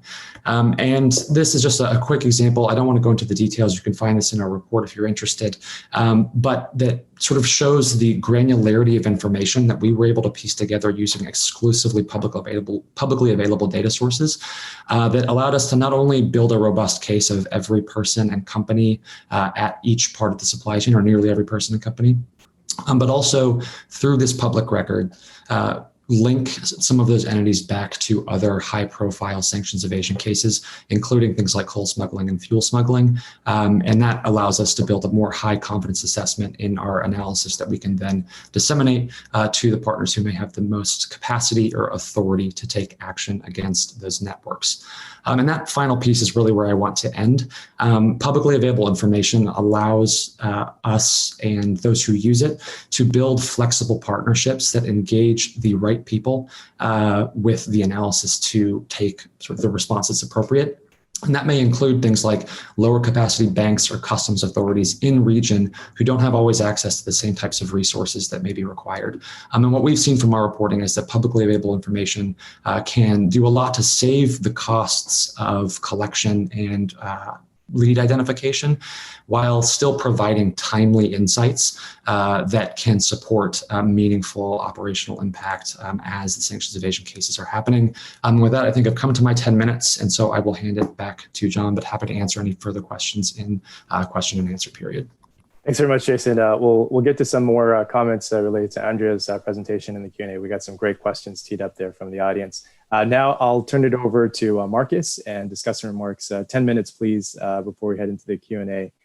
Discussion remarks on David's presentation. Thanks, Marcus. John, thank you very much. And thanks to Yan-Ho and the GW team for giving me this opportunity. I feel a lot of pressure because I'm batting cleanup here, and I know we're a little bit behind time, so I'm going to move very fast. So like all of the panelists, David's presentation, of course, was a tour de force, and I was particularly struck by his outstanding propaganda posters. He's got me beat there. But I'd like to zero in on 3 substantive points in his presentation that I think are really keys to the subject that we're focusing on today, looking at cutting edge techniques to go after a hard target. And I think that the first thing that jumped out at me is that what's old is new, right? The idea that we need to rediscover some of the things that we have learned and that we need when going after a hard target to make sure that we do not lose the lessons of the past. And so a lot of what we have on North Korea, unfortunately, is sort of oral tradition, right? And so you have experts like David who looked at the target for a very long time, who may have a lot of things that are in their heads or in their notes or that are trapped in files somewhere on a system they no longer have access to. And so the basic idea that we need to make sure that we don't leave any of the past out of our analysis, that when you're working on a hard target, you can't afford to ignore what's come before, particularly as you bring new people onto the problem. So using the best possible techniques. So it's not an apprenticeship system, but it's a system of actually systematically being able to curate data and then bring new people into the problem with a good historical understanding. I think that's the first point that I take away from David's presentation. That's critical. critical. The second one is the importance now, if we're talking about cutting edge techniques to go after a hard target, of data-driven analysis. And we also, of course, saw this from other presenters, and particularly from the last presentation. So I think it's pretty key that we look at not just the techniques that we have now, if you want to be cutting edge, but how do we incorporate machine learning and artificial intelligence? Because it strikes me that a lot of the work we're doing is taking advantage of technology, but in the end, I think, as we all understand, there's still a lot of personnel hours, a lot of women and men spending a great deal of time picking through this information and using the tools that still require a lot of effort. And so having the ability to use the latest software and cutting edge software, I think, is really going to be critical to taking data-driven analysis to the next level, to be able to do some of the things that we saw in the presentations today at a much larger scale and a much quicker pace to stay ahead of North Korea's adaptation. And then lastly, another thing I think that's really critical, it particularly came across in David's presentation, is the centrality of cyberspace to North Korea's sanctions evasion, its adaptation, and then, of course, to the techniques that we're going to have to use to be able to go after North Korea. This space is becoming much more, for lack of a better term, democratized, right? As there are a lot more actors in cyberspace that have capabilities that governments could only dream of years ago, right? And so the fact that you have so many players now with so many different technologies, so much access in this space, I think, is another area that's truly cutting edge, particularly when we're talking about the non-government actors that are involved both on the sanctions evasion side, and then that also could be allies in going after these illicit transactions, whether it's theft or money laundering or directly supporting things like the drug trade. So those are the three broad points I wanted to focus on. I'd like to zero in on, though, one other thing that David alluded to was the support from, as he put it, allies, particularly from China. And I want to emphasize my take on this is that so much of the witting, intentional support to North Korea that came from the Soviet Union and from China before the end of the Cold War allowed North Korea to build up the infrastructure so that it was a lot of the things that you might think North Korea would need. Now it can produce domestically, or it has a domestic knowledge base of scientists. And so the thing that concerns me is not so much witting support, say, from China. And I'm not saying David was saying that directly to the WMD programs, but more that China does things, tolerates things that in the end are utilized by North Korea to support the WMD programs. And China, maybe is turning a blind eye, but it's not that China is saying, hey, we want North Korea to be able to field a bigger ICBM or to have this larger TEL. So again, I'm not saying that that's what David was saying, but I think some people maybe take away a little bit too much of a sense that Russia and China are actively at a government level intentionally trying to help North Korea with its WMD programs, and I think the evidence indicates otherwise. I think it's more negligence and of course a long history of this in the past, and more so than activity right now, intentional. So more broadly, though, I'd like to step back to John, the topic that you emphasized about analytic tradecraft. And I think that really is the cutting edge, right? So we can talk about technology, we can talk about tools, but in the end, it's the tradecraft of how we use analytic frameworks and how we collaborate that in many ways, I think, could be the largest change and largest improvement in how we go after a hard target like North Korea's sanctions evasion, North Korea's economy.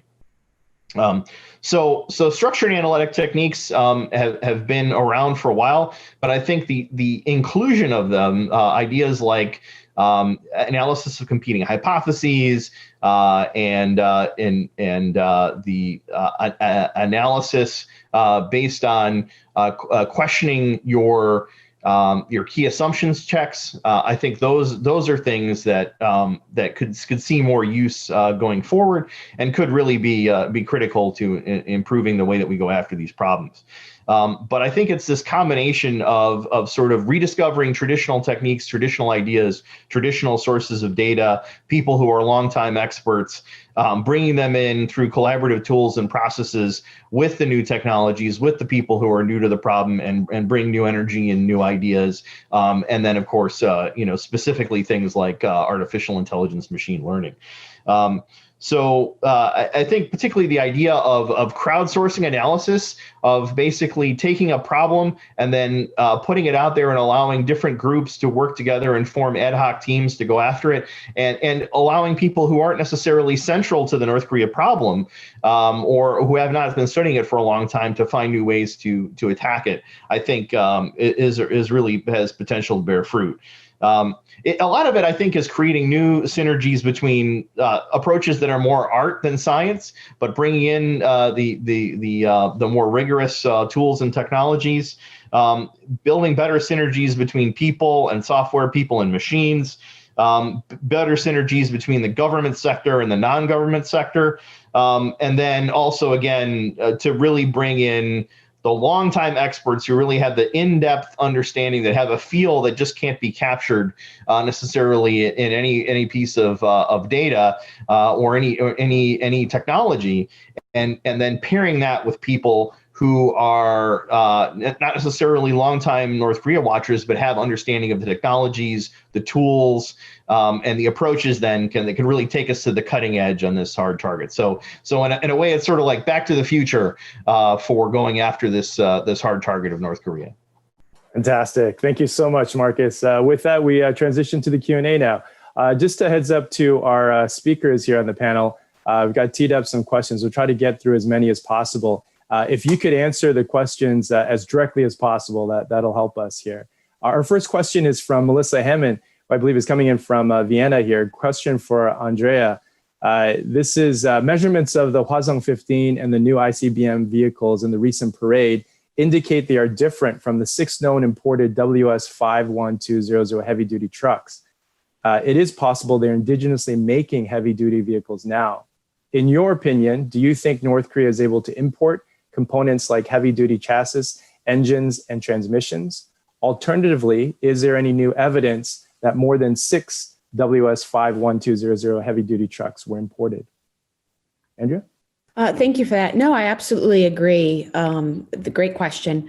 I do believe that North Korea is importing the components and the parts, and I don't believe they're importing the actual entire chassis or the entire mechanism.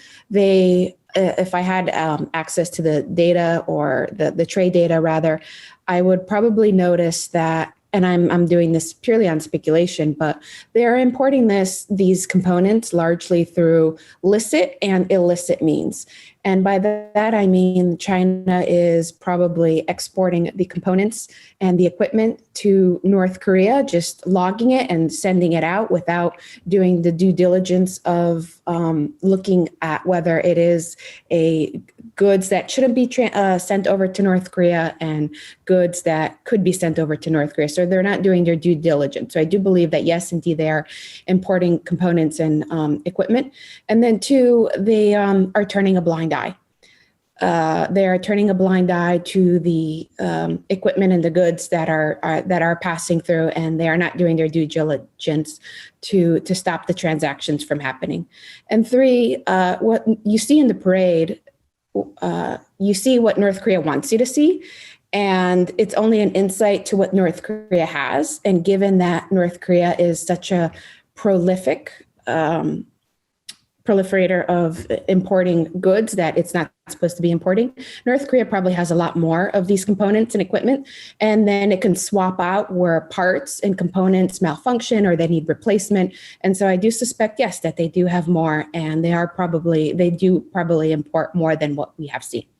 Great, thank you so much. Next question is for David.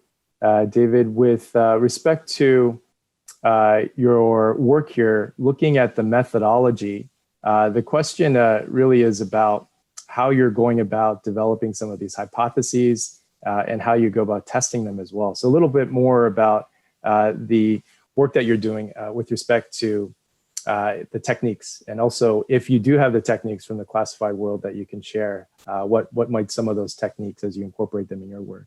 Over to you, David. Well, one of the first things you do in our experience, and this goes back to when Bill Newcomb and I originally started our odyssey to pursue the Kim dynasty's finances and networks around the world on all levels, illicit and proliferation related, including their partnership with the AQCon network. We just looked at what was missing in the data. And that was brought up by Steph Haggard yesterday, and related also great stuff Bill Brown's been doing for years. It's like there is this huge deficit. It's impossible. You and I, John, both come from the financial community. And have an economics and international relations background, and it's an impossible identity in economics that you can run a multi-billion-dollar current account deficit and not have inflation. You have to print money to offset it. There's unless there's some secret source of funding, which I'm suggesting there probably is. Yeah. You really can't survive doing that. Brazil, Argentina, they all went through hyperinflation. Lebanon today, they can't just print money and get away with it. Some people now in the United States government think that can happen, but we're not Japan. We don't have 350% of savings to GDP. North Korea has like no net savings, but the Kim regime definitely has money stashed around the world. And again, you can see it now through, again, what was once secret. And I'm saying everything I'm talking about is unclassified. That's the amazing thing. When I started off in the government 30 years ago, 32 years ago, hard to believe, we still had the Soviet Union around. We were off chasing them around the streets of Tokyo and other places, in my case, as a very young man. We should have learned, they were running all sorts of illicit rackets and things to survive. But the data on it was totally only apparent to people in the government. Even there, we didn't really understand it well enough. The data today that can be scooped up by companies like Sayari and entities like C4DS and the think tank world, and the work that Neil and the team had done at the UN is rather remarkable. You can actually guess pretty accurately the extent of which North Korea is deriving income by just looking at what they're setting up in terms of corporate infrastructure. The infrastructure, in my observation of the data, is actually increased, not decreased, since the sanctions. And guess what? Why that happens? Because they've been sanctioned. They got to get around the sanctions. So they build out more and more infrastructure. Our problem is when we sanction something, we think that's the end game, that it's over. No, people don't go out of business when they're sanctioned. Unless there's some dramatic event. You can put people out of business at the financial level through Section 311 regulatory actions, like against Banco Delta, if done properly. But you really can't put a sanctioned entity out of business unless you get full cooperation from a foreign government. And so in terms of just the data, I think you got to start with macroeconomics. The money can't be printed and just doesn't appear on trees. Secondly, then you got to say, where's the money coming from? And you have to sort of go and work toward that. You have to say deductively and inferentially, what hypotheses best fit the data. That's the way we do investigative intelligence. That what I've learned in law enforcement as well is that's the way we do law enforcement. We have a hypothesis. We have a theory of a crime, and then we try to prove it. We don't always have a smoking gun sitting, right in front of us. Many times the room's on fire and you can't see where the fire is coming from. There's so much smoke. Thank you. Thanks, David.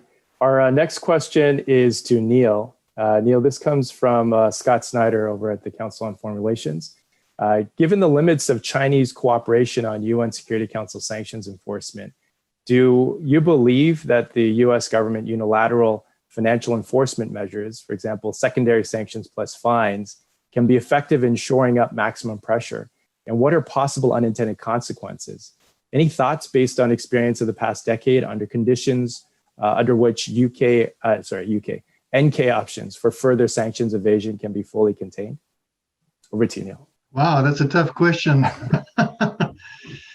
My short answer is that it's not enough to maintain maximum pressure, though it has a tremendous effect on companies that are designated by being added to the US SDN list, because other foreign companies won't work with that particular company, because then they deem the risk is too high that they would either get fined or be subject to secondary sanctions. So what it does is deter any other new partners or current partners from doing business with these entities.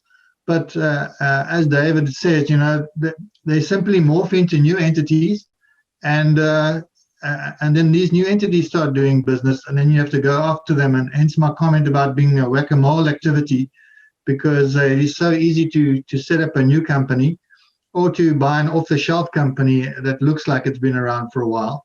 But when you look into transactions, you'll see it's actually brand new. So I would say it's difficult to maintain maximum pressure just from one side. I think global events right now have undermined the maximum pressure campaign, because maximum pressure has to be maintained from all angles and from all countries. And right now, you're not seeing buying from the big players, including China and Russia, as can be seen by their draft resolution to lift some of the sanctions, because they clearly don't feel committed to maintaining maximum pressure anymore. Great. Thanks for the update on the current developments there as well. Thank you, Neil. Next question here is for Hamish. We have a question from Konu Cho, who is from Professor Manuel Kant's class. And so his question is, since there are numerous limitations in analyzing economic data in North Korea, as discussed in the conference, does information and descriptions from North Korean refugees provide another aspect in studying the economic situation in North Korea?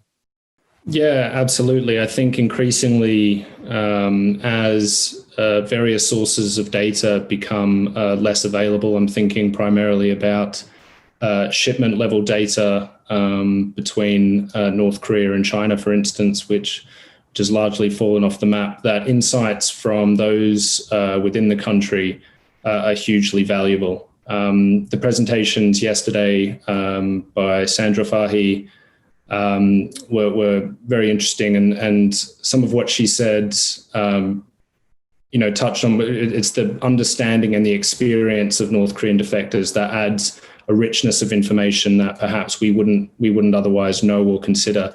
And I think on the sanctions front, or with regard to hard targets, it can be incredibly valuable.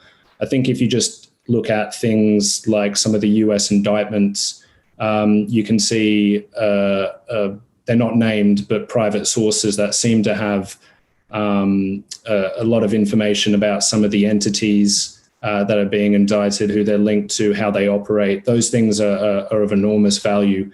I think one of the large problems with that is, however, is that the individuals who are conducting these activities on behalf of the North Korean government are under very tight controls. They're able to operate overseas because they're highly trusted, because they have a good family background. And so therefore, the ability for researchers or even governments to access them are increasingly limited. But on a range of different subjects, whether it's North Korean illicit activity, North Korean trade patterns and behaviors, activity within the local markets or the burgeoning private industries within North Korea, defectors are an enormous source of valuable information. Great. Thank you, Hamish. Next question here is to Andrea. This is from Hanbin Park. And the question goes along these lines. It was interesting to hear about some cyber theft tactics and money laundering process of North Korea.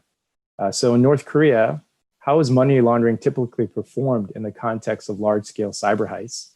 And how are cyber theft tactics different from those from other countries? Thank you for that question. So with respect to the cyber heist, we've seen that in 2016, North Korea conducted the largest cyber heist from a financial institution that we have known to date, and that was worth $81 million from the Bank of Bangladesh. The tactics and the techniques that North Korea employs, what is different is the malware it uses and the signatures that it uses, and the fact that it operates largely from inside of other countries. Some that were named by FireEye were China, Vietnam, Indonesia, and there are a couple of other countries in Southeast Asia, and those cyber heists have, they use VP, when they can't operate out of, off of those other countries, then they use VPNs that ping to those locations from those other countries. But they largely do operate out of other countries, and then they conduct the cyber heists. They then launder the money into the system to get it back into North Korea. With other countries, David Asher might know a little bit more since he's been covering cyber a lot longer than I have. But with other countries, you don't have the isolated regime like you do in North Korea, where you have to operate out of a foreign country and off of foreign territory to then bring it back into a third country. So North Korea has to use a lot more mechanisms and tactics to peel away and launder the money within the system to bring it back into North Korea. Thank you. Great. Thanks, Andrea. Next question, we'll have this for Marcus. This question comes in from Bill Brown. It seems like a main weakness we have in identifying is in identifying the specific impact of a specific sanction on North Korea's leadership decision-making. For example, what is the higher cost to the regime of ship-to-ship fuel oil imports, or how much less they get per ton of coal exported, or the damage that illicit dealings may have on NK's own control structure, Changsung Tech being an example. Over to you, Marcus. Yeah, so Bill, thanks for the question. Always great to hear from you. So I think it's a case of complexity that makes it impossible to disaggregate the effects. So I'm not saying it's not worth looking at different aspects of the question you asked, but I think we need to focus more on what we are seeing in terms of the overall trends in North Korean decision making and intentions. And then maybe we can derive are sanctions actually affecting North Korean behavior? Are they affecting the regime's calculus in a way? And then we can go back and look at it, what combination of things might it have been? I think when you're talking about effects on decision making, my experience is that even decision makers themselves often are not able to objectively assess or fully understand what were the different stimuli that caused them to make a particular decision. I think I'm a historian by background. That's kind of my mental framework for a lot of things. And even when we have very detailed information about the stimuli a particular decision maker was facing in history, we often can't really figure out why did they make a different decision. So I think my approach to this would be to focus more on what are we seeing in the signs that in some way North Korea's decision making is being affected in the aggregate, and then match that up against how are the trends of sanctions stacking up? Because I think ultimately also there's synergistic effects that you can't easily disaggregate that are also really key. So to go back to your example, if North Korea is facing challenges in its foreign currency income at the same time that its price, so it's getting less per ton of coal, at the same time it's paying a higher cost for petroleum imports because of the transactional costs of doing this additional effort to get around the sanctions, then that has a synergistic effect that's far beyond one or the other, right? So I think, again, it's something that we need to look at what's the top level effects, and then we can go, hey, maybe what combination of things was it that led to those effects? That would be my thought of how to approach it. Thanks, Marcus. Final question over to Andrea. This is from Bill Newcomb. Sorry, if I could just add to Marcus's answer. Sure. I actually get asked this question a lot in terms of how much do the North Koreans actually make from their sales of coal, etc. And the short answer is very difficult to answer, because all the documentation will reflect more or less what the current price is. Or if you don't have the information about the current price, you assume the current price in those particular transactions. Now, what you don't know is how much the brokers are paid, the agents, and all the middlemen that are put in place, how much they are paid in order to deduct what they get from what the North Koreans get. And so it's exceptionally difficult to know what the cost is. But my own experience of South Africa being under sanctions is that the cost could be as high as 50% of the value of the goods being sold. Now, coal, they sell a lot of coal, and the estimate is that up to 30% of the foreign revenue came from coal before the sanctions on coal. So one can expect a possible 50% reduction in the income from coal sold illicitly. Great. Thank you, Neil. And Jen, the final question to you from Bill Newcomb. Does the recent series of articles by investigative journalists on the ease of money laundering via big banks mean that it is time to require these big banks to know their customers and routinely perform enhanced due diligence? That's a great question. And of course, it comes from Bill Newcomb. I wholeheartedly agree that, yes, most definitely banks need to, FATF has guidelines and protocols on knowing your customer, but it's not only about knowing your customer, it's also about knowing your customer's customer. And US big banks and big banks worldwide have these correspondent relationships. And they need to connect with one another more regularly, perhaps on an annual basis. And they also need to know their customer's customer, because without knowing their customer's customer, because these banks operate at local markets and the big banks are operating somewhere far away, and they connect to these correspondent accounts, and these correspondent accounts then connect to also other regional local banks. And having that network and that connectivity will then help not only the corresponding relationship, but it also shows that the big banks are tracking what illicit activity is taking place to ensure the integrity of the financial system so it isn't abused. And the benefit of that is largely if the big banks do this due diligence and focus on following up, it shows that they're not being big brother, or they're not being trying to monitor what the know your customer is doing of your customer, but it's largely just keeping that relationship going so that they could help one another improve their protecting the integrity of the financial system. Awesome. Thank you. Thank you for ending us on a note, call to action here. I just wanted to thank the speakers and discussants. Just from the university side, from campuses, your work has really inspired a lot of students to not only write a term paper, but in some cases their theses, and as well as for graduate students, dissertations are focusing on this. So your work is really resonating in the next generation category as well. My deep thanks to Yono for putting together with GWIX and KDI School a fantastic conference. Over to you, Yono. Thank you. Thank you, John. I'd like to also thank all the speakers and discussants for the excellent discussions today. And with that, let me conclude our second North Korea Economic Forum annual conference. Thank you, and stay healthy.